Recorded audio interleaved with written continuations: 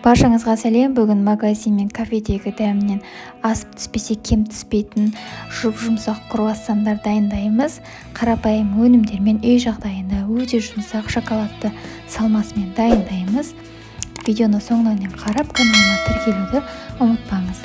Ендеше бастайық. Ең алдымен жылы сүтімізді, оның үстіне жылы суымызды және 1 шай қасық тұз, 3 ас қасық қантымызды салып, қантымыз ерігенше осылай жақсылап араластырып аламыз. Енді оның үстіне осындай аштығымызды салып, кішкене ғана араластырып, бетін жауып 15 минутқа қойып қоямыз.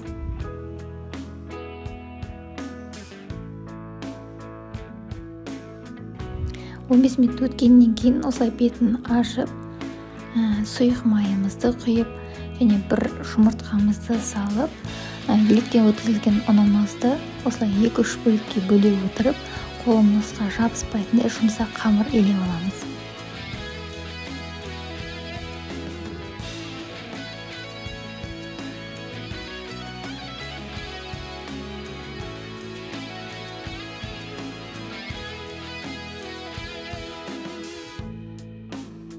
Мінекей қамырымыз осылай жұмсақ болып шықты. Енді оның бетін жауып, жылы жерге 1-1,5 сағатқа қойып қоямыз. Мінекей қамырымыз 1,5 сағатта осылай әдемі болып көтеріледі.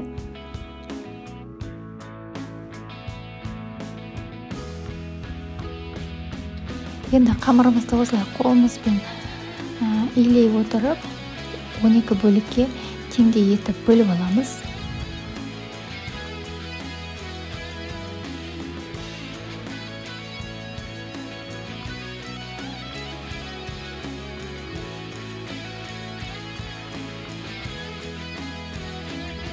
Кішкене ұн себе отырып, дөңгелек пішінге келтіріп аламыз.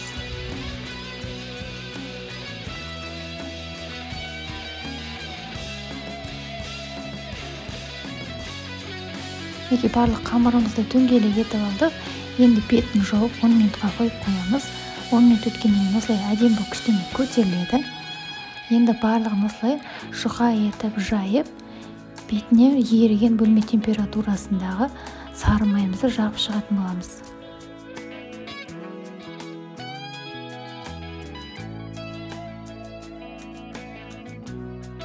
Мінекей қамырымыздың барлық жеріне жететіндей етіп сары майымызды жағып аламыз. Енді келесісінде тура солай сол пішінде етіп жайып аламыз.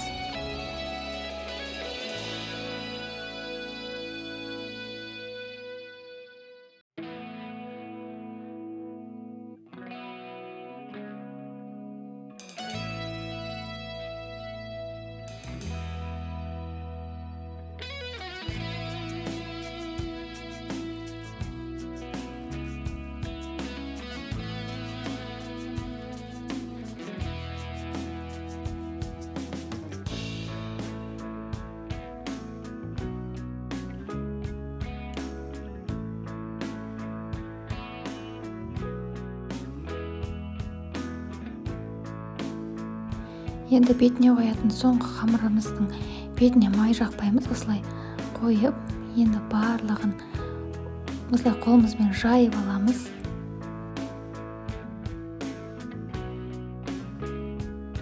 Бірінші қолымызбен осылай жаямыз. Кейінде ұн себе отырып, қамырымызды қатты жұқа емес, қалың емес етіп жайып алатын боламыз. Енді пышақпен осылай үш етіп круассанның пішініне келтіріп кесетін боламыз.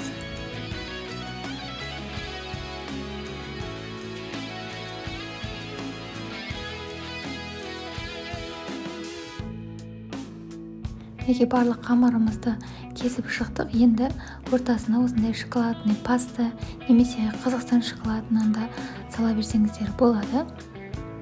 Мінекей барлығына шоколадымызды салып, енді ол сыртына шығып кетпеу үшін қолымызбен осылай жақсылап жан-жағын бекітіп аламыз. Сосын осылай орап, демі пішінге келтіріп аламыз да, табанымызға пергамент қағазын төсеп қоя береміз. Келесінде тура солай барлығын орап шығамыз. Енді бетіне жұмыртқаның сарыуызына бір ас қасық сүтімізді құйып жағып шығамыз.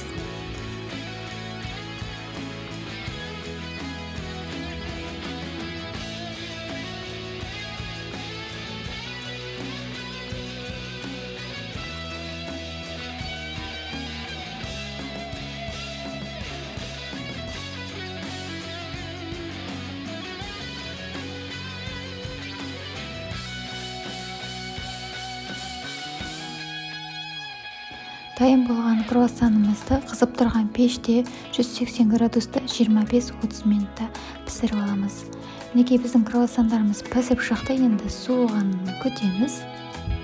Мінекей біздің жұмсақ қатпарлы круассандарымыз дайын болды. Мінекей сіздерге ішінің бәрін ашып көрсетейін.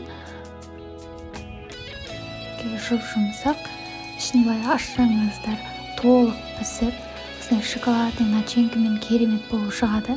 Сіздер де жақындарыңызға жасап көріңіздер. Егер рецепт ұнап пайдалы болса, лайк басып, пікір жазып каналыма жазылып қойыңыздар. Бетіне осындай шоколадтан әдемілеп қойсаңыздар болады. Видеомды соңына дейін қарағаныңызға рахмет. Келесі видеода кездескенше сау болыңыздар.